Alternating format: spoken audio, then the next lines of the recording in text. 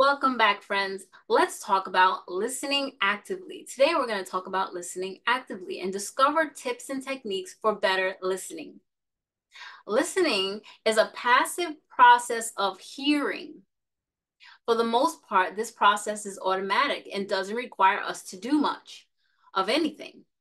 On the other hand, active listening is the active process of listening to understand. It often involves responding both verbally and non-verbally to demonstrate comprehension.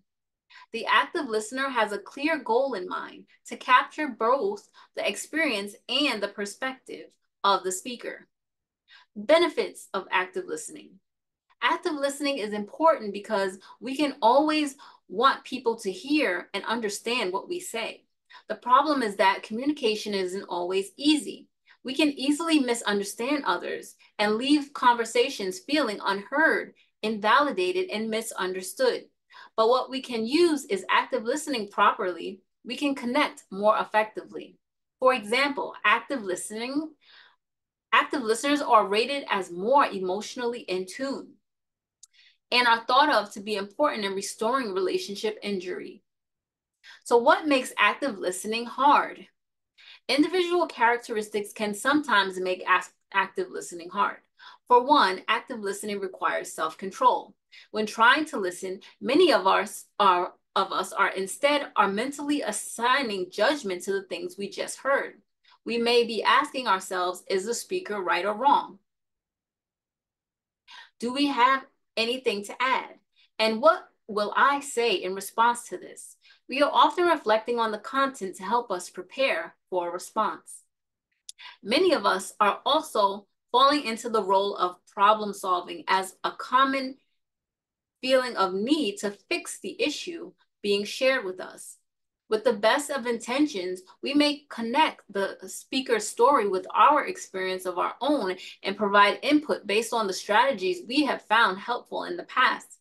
The problem is, if we are readying our response or coming up with solutions while someone is speaking, we are likely not fully being present and engaged in first listening and understanding the speaker's experience. Remember, the goal of active listening is understanding. Our rush to share our perspective or resolve an issue can leave the speaker feeling unheard because they haven't yet been able to talk through and process their perspective. Being an active listener means making the choice not to speak, not to contribute your opinion, and not to defend your perspective or belief, and not to offer solutions or suggestions for change in service of first fully understanding the speaker. So how do we listen actively? There are four key pillars of active listening: preparation, open-ended questions, paraphrasing, and reflecting feelings. First, preparation. This means setting yourself up for success by stopping other tasks and making sure you have the mental, physical, emotional capacity to focus on the conversation. Open-ended questions are questions that require the speaker to elaborate on his or her perspective and give more than a yes or no answer. Paraphrasing means to restate the speaker's content in your own words.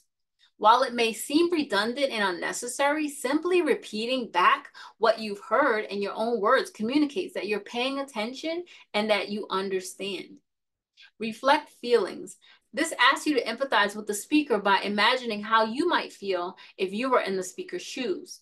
The more you can name the emotion, the more the speaker is likely to feel acknowledged and validated.